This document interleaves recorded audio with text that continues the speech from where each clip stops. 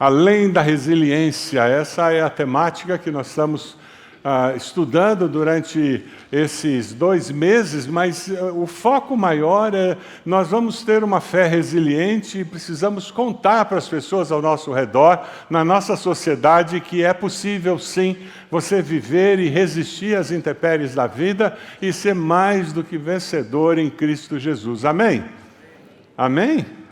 Vocês estão comigo? Olha lá. Espiritualidade vibrante é o tema dessa semana, que nós estaremos lendo devocionais ao longo da semana. Pastor Marcos faz uma citação em uma das devocionais, ele diz: a experiência da graça de Deus em nós nos leva a uma espiritualidade vibrante e transbordante em gratidão, empatia e humilde oração pelos outros.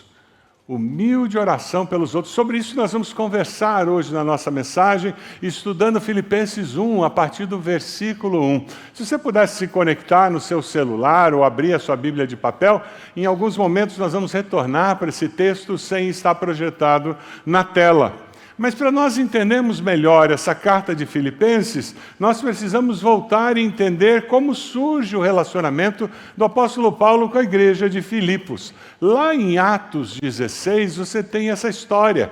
Segundo a viagem missionária de Paulo, ele conhece aquela igreja, eles conhecem a Paulo, surge aquela igreja em Filipos, e é interessante porque ele visita Filipos, vai embora e ele mantém um vínculo muito especial com aqueles irmãos.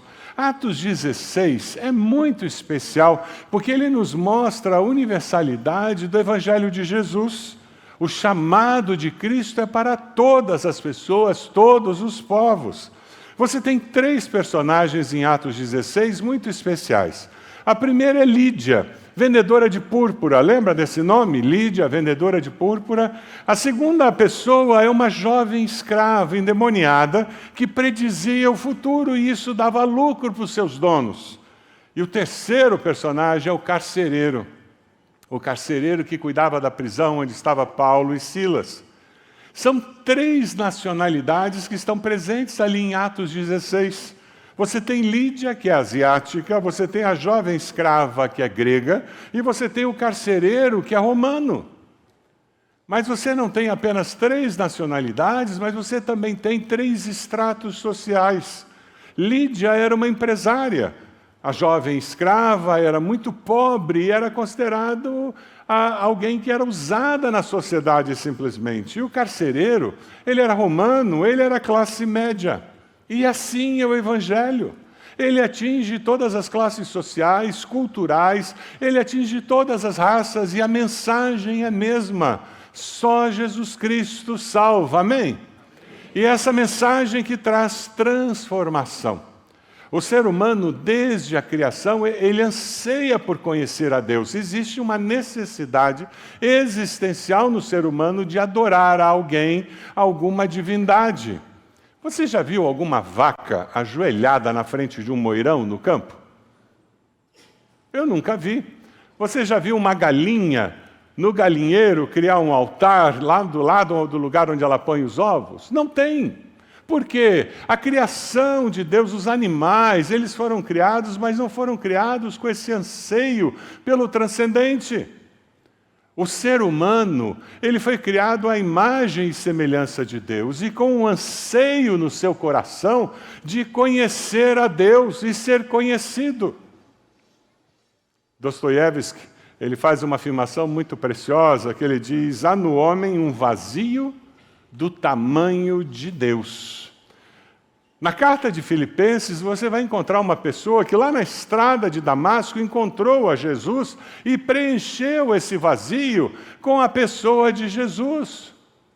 Até então, ele tentava preencher esse vazio com religiosidade, com conhecimento, com posição social, mas nada disso satisfazia. E quando Paulo encontra-se com Cristo Jesus, o Senhor, a questão existencial da razão de existir foi resolvida. Ele preencheu um vazio que só Deus preenche. Amém? É interessante porque ele começa a carta, se você olha o versículo 1, Paulo e Timóteo, servos de Cristo Jesus, a todos os santos em Cristo Jesus que estão em Filipos, com os bispos e diáconos, a vocês graça e paz da parte de Deus, nosso Pai e do Senhor Jesus Cristo. Essa carta começa com muita alegria no coração, porque ele tinha um carinho especial por aquela igreja. Ele cita Timóteo porque ele também era conhecido em Filipos e provavelmente Timóteo era um amanuense que escreveu a carta. É uma palavra feia, amanuense, né? Mas é o escrivão. E era muito comum naqueles dias, a pessoa ditava a carta e ele escrevia. Antes do computador isso era muito comum. Quem lembra disso aí? Ah lá, você está denunciando a sua idade falando isso. Antigamente era muito comum, você editava a carta e alguém estava escrevendo. Eu me lembro que eu fiz um curso de taquigrafia. Tem gente que nem sabe o que é isso. Você aprendia a escrever com os rabiscos, com símbolos, e depois você sabia o que tinha sido dito. Mas Timóteo provavelmente foi quem escreveu a carta que foi enviada por Paulo para aquela igreja de Filipos. E veja como é que ele começa essa carta. Ele começa essa carta com gratidão. As cartas de Paulo, elas foram escritas e sempre elas começam com uma palavra de gratidão. Porque uma espiritualidade vibrante, ela desperta a gratidão no coração da pessoa. Veja o versículo 3. Agradeço a meu Deus toda vez que me lembro de vocês, em todas as minhas orações em favor de vocês, sempre oro com alegria, por causa da cooperação que vocês têm dado ao Evangelho desde o primeiro dia até agora. Algo a ser aprendido por todos nós, ter um coração grato. Algumas pessoas têm mais facilidade, mas essas pessoas também têm o dia que querem chutar o cachorro. Todos nós temos essas oscilações de humor. O viver com uma atitude de gratidão faz uma diferença absurda na nossa vida. Você é uma pessoa grata? Pergunta para a pessoa do lado aí. Para você é natural ser grato? Você enxerga o copo cheio ou metade do copo vazio? Qual é o seu enfoque normalmente? Quando eu perguntei isso do culto das 9, a reação foi mais difícil, porque 9 horas da manhã é difícil ser grato. Mas sabe, versículo 3, ele diz, eu agradeço a meu Deus toda vez que me lembro de vocês. Eu fico imaginando quantas pessoas podem dizer isso de mim. Quantas pessoas, quando se lembram de você, o coração se enche de gratidão? Quantas pessoas, quando lembram de você, ficam com o coração cheio de gratidão?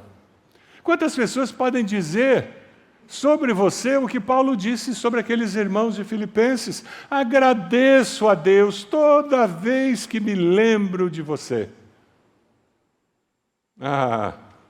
Um relacionamento significativo, maduro, ele vai produzir esse tipo de gratidão. Ele vai produzir esse tipo de relação em que o marido olha para a esposa e o coração se enche de gratidão, em que a esposa olha para o marido e o coração se enche de gratidão. Os pais olham para os filhos e o coração transborda de gratidão. Os filhos olham para os pais e dizem, que bom que você é meu pai, você é minha mãe. Como a minha vida foi abençoada pela sua vida. E o apóstolo Paulo, além de falar que quando lembrava daqueles irmãos, o coração deles se enchia de gratidão, veja no versículo 4 que interessante. Em todas as minhas orações em favor de vocês, sempre oro com alegria. Um coração grato, ele produz uma percepção da vida mais leve, mais alegre, independente das circunstâncias. Pai e mãe, você poderia escrever o mesmo com relação aos seus filhos? Orar pelos seus filhos é um peso, porque você está focando no que eles não são, não fizeram. Orar pelos seus filhos é motivo de alegria, porque você está focando no que eles já fizeram e no que eles podem vir a fazer no futuro.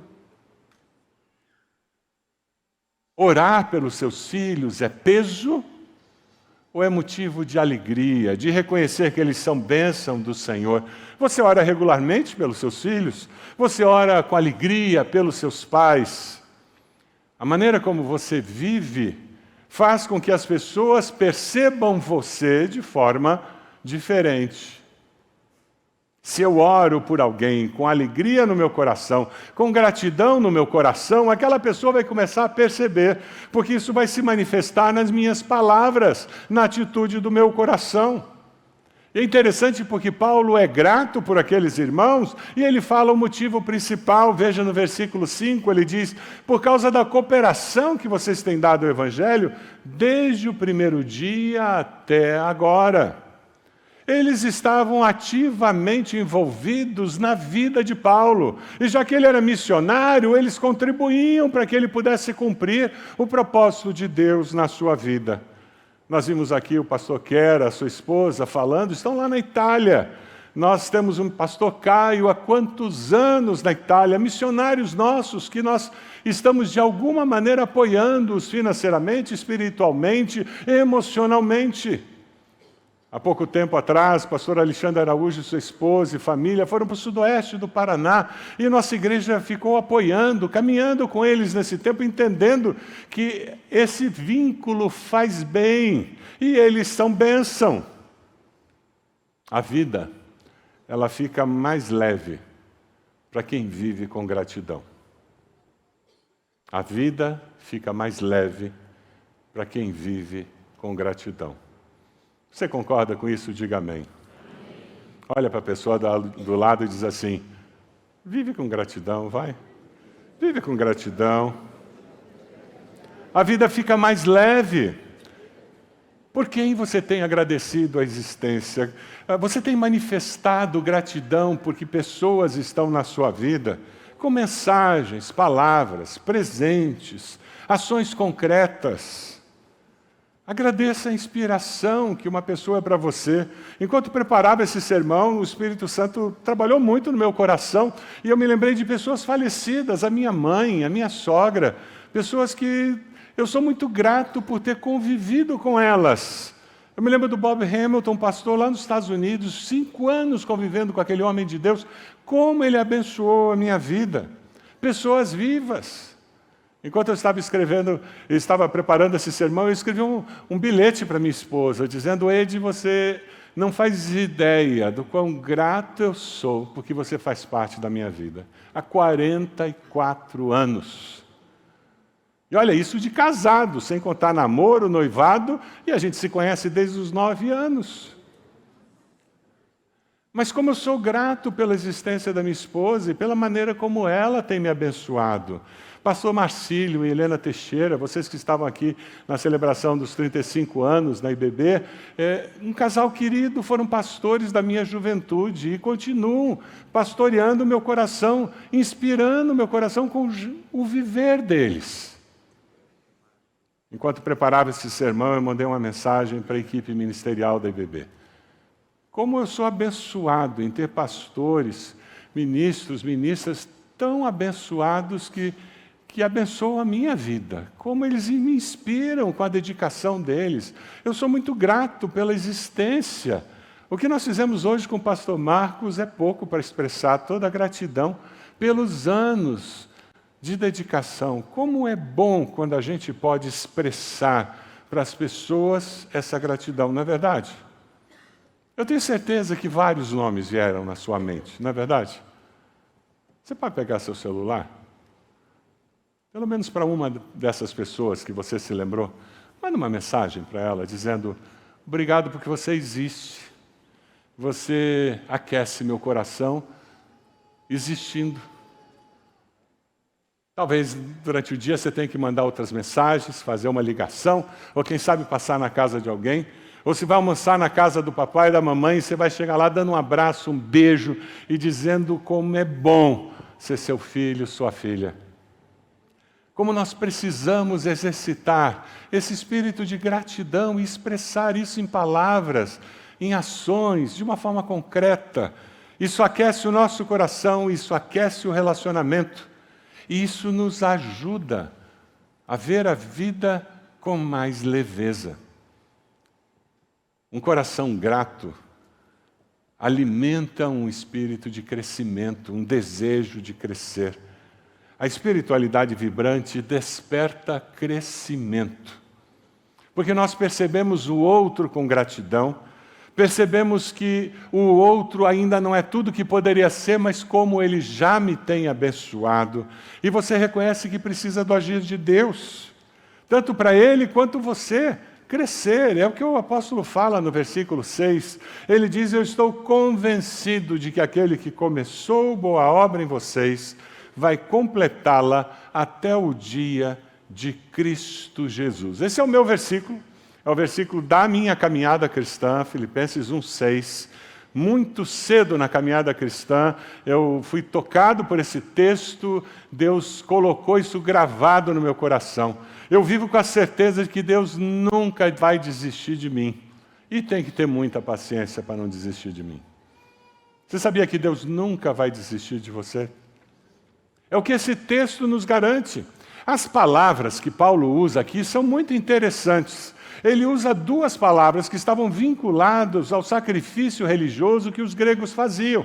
Então os filipenses entendiam muito bem. Na hora em que ele usa a palavra para começar e completar no grego, são palavras que estão vinculadas diretamente ao começo e final do sacrifício religioso. Os gregos tinham um culto que eles acendiam uma tocha, e essa tocha acesa era levada até um lugar que tinha um recipiente com água e era apagada naquela água. Simbolizava que aquela água agora estava purificada e aquela água era aspergida sobre aqueles que estavam participando daquele culto. E o culto continuava até que um sacrifício acontecesse de um animal. E nesse processo todo tinha um começo e tinha um fim. São essas duas palavras que o apóstolo usa para dizer: olha, Deus está começando e vai ter um fim. Quando a gente pensa nesse começo, Romanos 12:1 nos diz: portanto, irmãos, rogo-lhes pelas misericórdias de Deus que se ofereçam em sacrifício vivo, santo e agradável a Deus é o vosso, esse é o culto racional de vocês. Nós temos a certeza de que Deus começa uma obra e que Deus vai usar a nossa vida, os nossos corpos, para adorar ao Senhor. Tudo começa quando você decide seguir a Jesus. A boa obra começa naquele momento.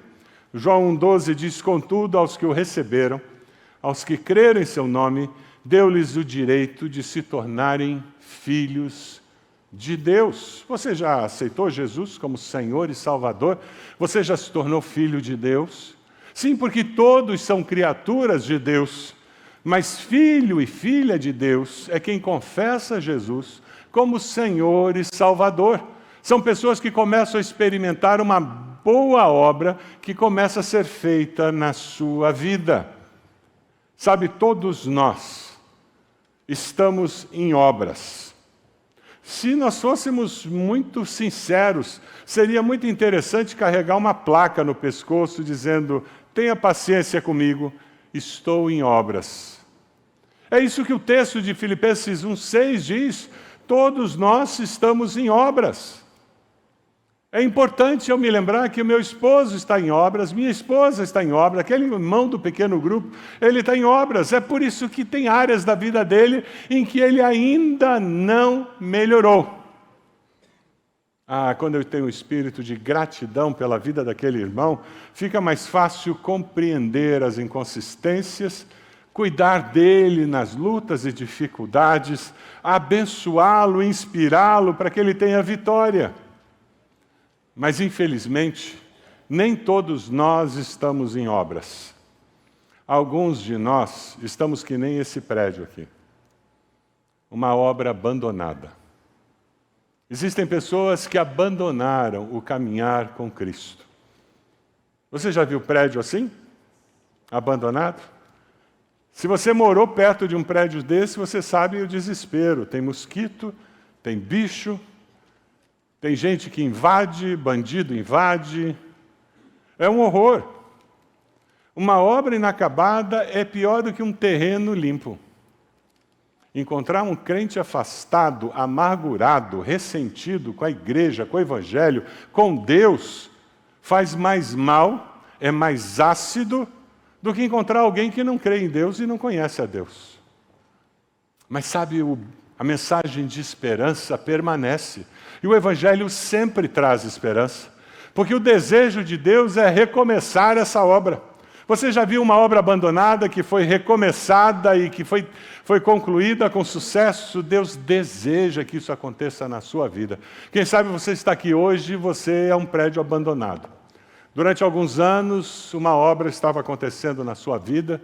Você leu a Bíblia, você congregou com os irmãos, você esteve presente e por alguma razão, por alguma circunstância, você desistiu de tudo. A mensagem do Senhor para o seu coração hoje é a esperança. É possível retornar, e quem sabe hoje é o dia em que você dirá, eu volto para o Senhor. Eu volto para a comunhão dos irmãos, eu quero crescer, eu quero ser transformado à imagem de Jesus. Isso tudo porque Deus nunca desiste da sua criação. Amém? Isso não é apenas uma afirmação com consequências ecológicas. Deus não abandona o mundo e Deus não abandona o ser humano.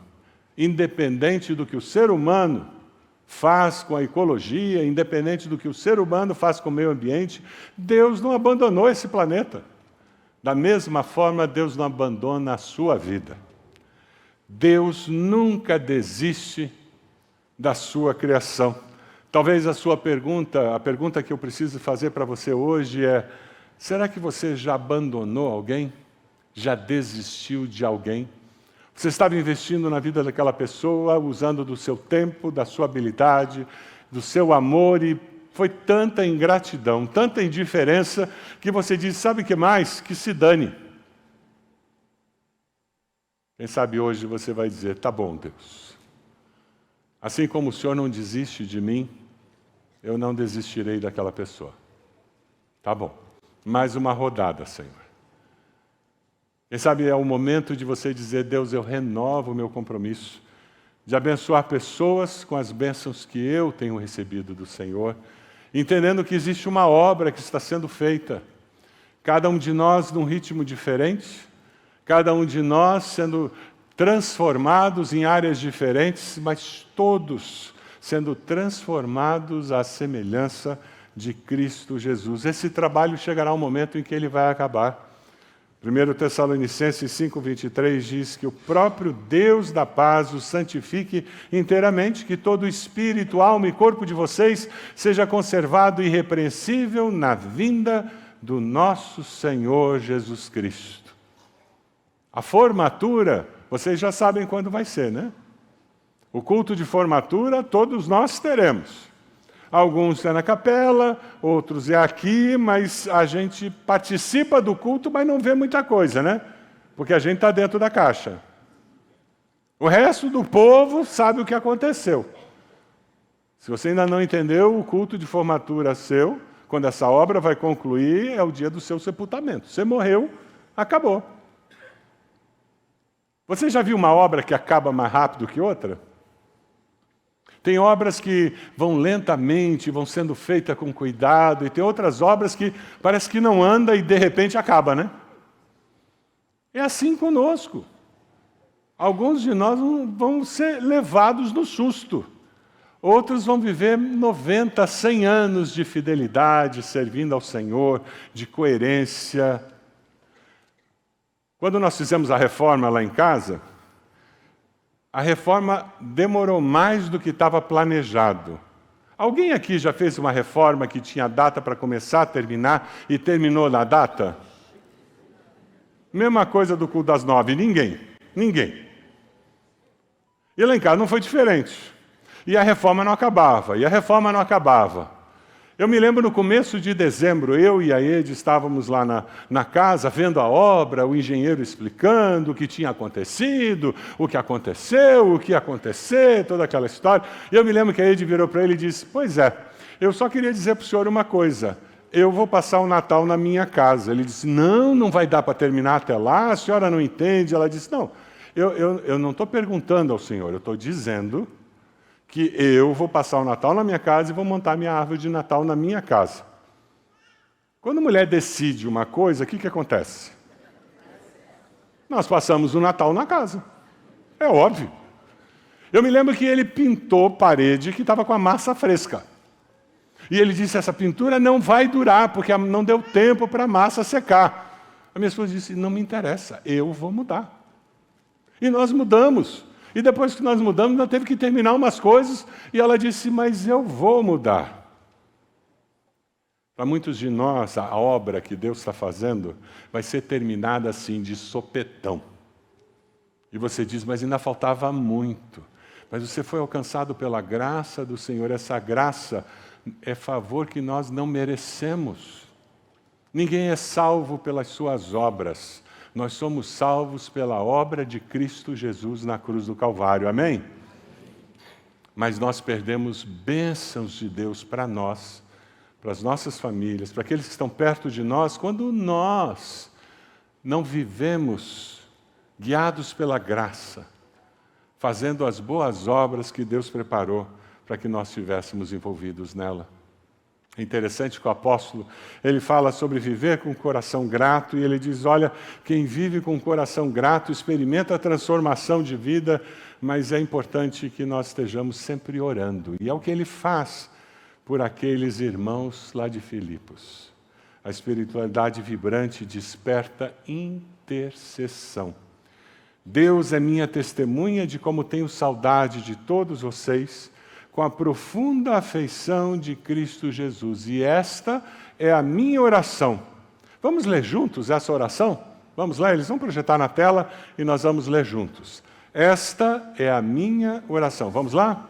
Esta é a minha oração, que o amor de vocês aumente cada vez mais em conhecimento e em toda a percepção, para discernirem o que é melhor, a fim de serem puros e irrepreensíveis até o dia de Cristo, cheios do fruto da justiça, fruto que vem por meio de Jesus Cristo, para a glória de Deus. O que você acha de orar essa oração pela sua esposa, o seu esposo? O que você acha de orar essa oração pelos seus filhos, pelos seus pais, pelos seus sementes, aquelas pessoas que estão no seu cartão sementes? Se você está com os seus sementes aí, pegue o seu cartão sementes agora.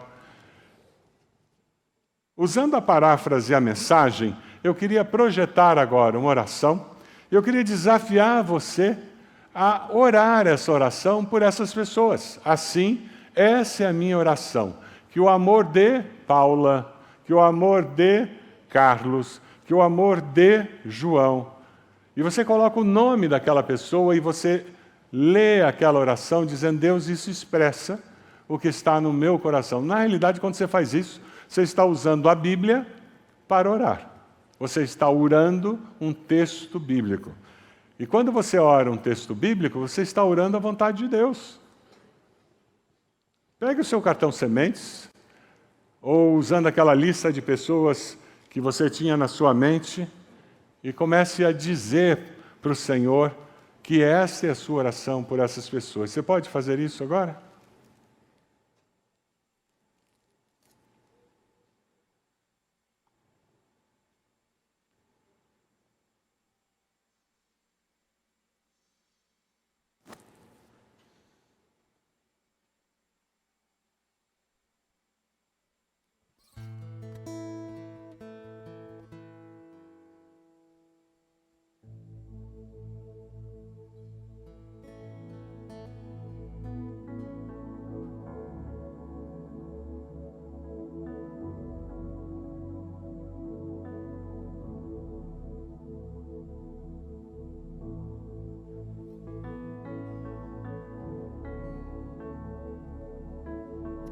Assim, esta é minha oração, que o amor dê, floresça e que transborde, que aprenda a amar como se deve, a usar a cabeça e testar seus sentimentos, para que haja amor sincero e consciente, não sentimentalismo barato.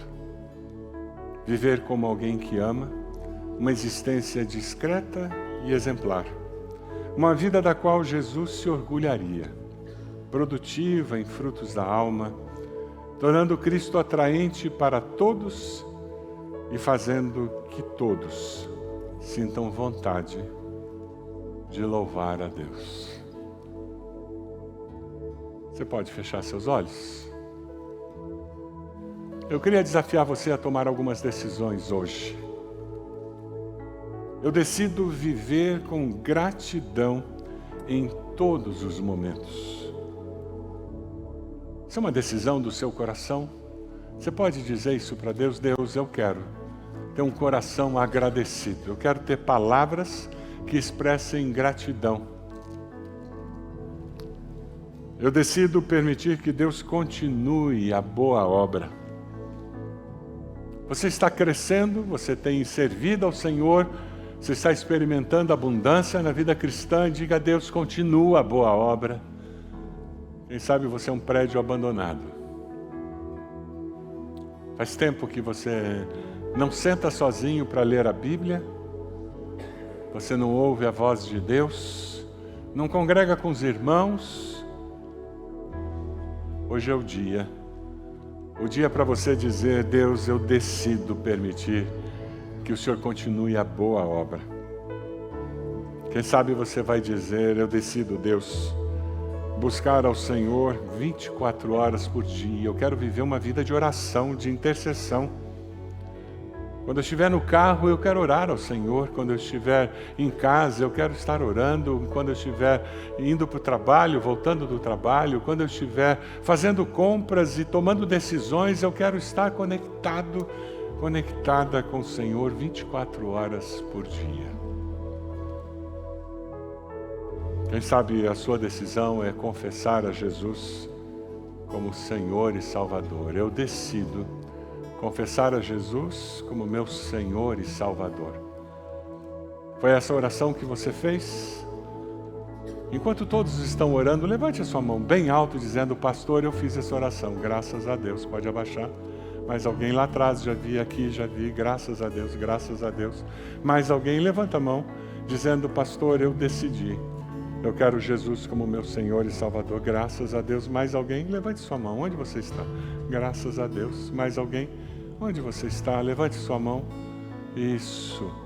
Graças a Deus. Vamos todos ficar de pé. Eu queria convidar você que levantou sua mão dizendo: eu quero Jesus como meu Senhor e Salvador. Venha até aqui à frente. Alguém vai orar por você, abençoar você nessa decisão do seu coração. Enquanto nós cantamos, peça licença e venha aqui à frente. Isso, graças a Deus. Pode vir, pode vir. Saia do seu lugar, venha até aqui. Você que está dizendo: eu quero Jesus. Nós temos líderes de pequenos grupos, pastores, ministros. Por favor, nos ajudem acolhendo essas pessoas, abraçando essas pessoas. Isso, por favor, saiam dos seus lugares. Boa parte dos pastores e ministros estão servindo em várias atividades. Eu preciso dos líderes de pequeno grupo aqui, abençoando essas pessoas. Por gentileza, venha até aqui. Olha lá, temos várias pessoas.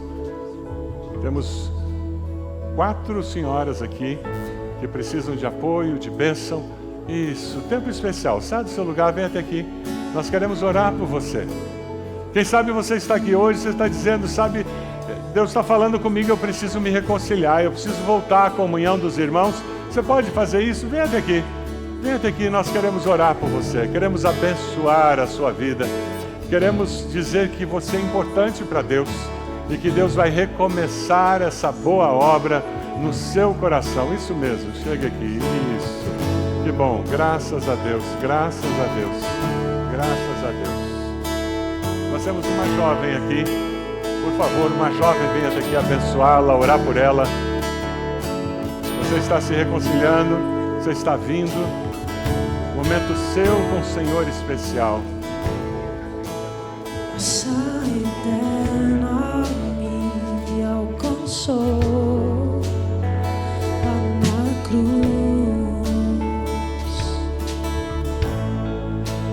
Amor divino entregue a mim por Jesus. Levantarei as minhas mãos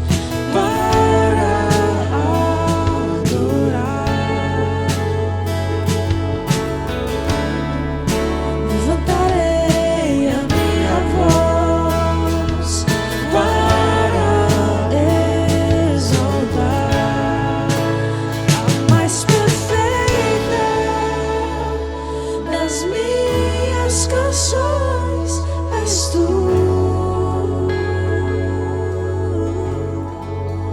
A mais perfeita. No meu coração de convidar você que quer ter um coração mais grato. Você quer que Deus te ajude a ter palavras que expressem gratidão, a enxergar mais o copo metade cheio do que o copo metade vazio, a enxergar as circunstâncias da vida de uma maneira esperançosa. Saia do seu lugar, vem até aqui. E com esse gesto você está dizendo: Deus, eu quero que o Senhor me ajude. Essa é uma área da minha vida que eu preciso que o Senhor trabalhe em mim. Aquela boa obra que o Senhor começou, Deus, age. Eu quero ter palavras de gratidão, de incentivo, de bênção para aqueles que estão ao meu redor. Eu quero que o Senhor me capacite, Deus, porque isso é capacitação divina. Saia do seu lugar, vem até aqui, com esse gesto dizendo: eu quero que o Senhor trabalhe na minha vida. Nós vamos continuar cantando. Enquanto cantamos, saia do seu lugar, vem até aqui e coloque isso diante de Deus como propósito nessa manhã. Graça eterna me alcançou lá na cruz. Amor divino entregue a mim, por Jesus. Levantarei as minhas mãos para adorar. Levantarei a minha voz para exaltar a mais perfeita das minhas canções és tu.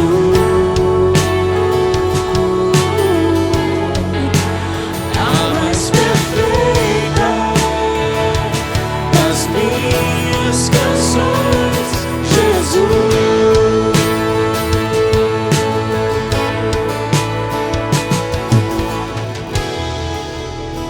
Deus amado, nós queremos render graças ao Senhor, porque o Senhor é bom em todo o tempo.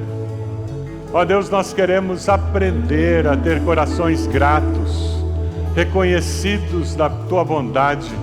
Ó Deus, nos liberta, Senhor, de todo e qualquer hábito de queixa, essa maneira de olhar a vida reclamando pelo que não temos, o que não fizemos, o que não alcançamos, mas nos dê um coração grato, porque o Senhor está presente em todos os momentos. Um coração grato, porque nós sabemos que o Senhor é bom em todo o tempo. Abençoe esses irmãos e irmãs que vêm à frente. Eles pedem uma graça especial, Senhor, para que eles tenham corações agradecidos. Com Teu Santo Espírito, Deus, continua fazendo essa obra no coração deles.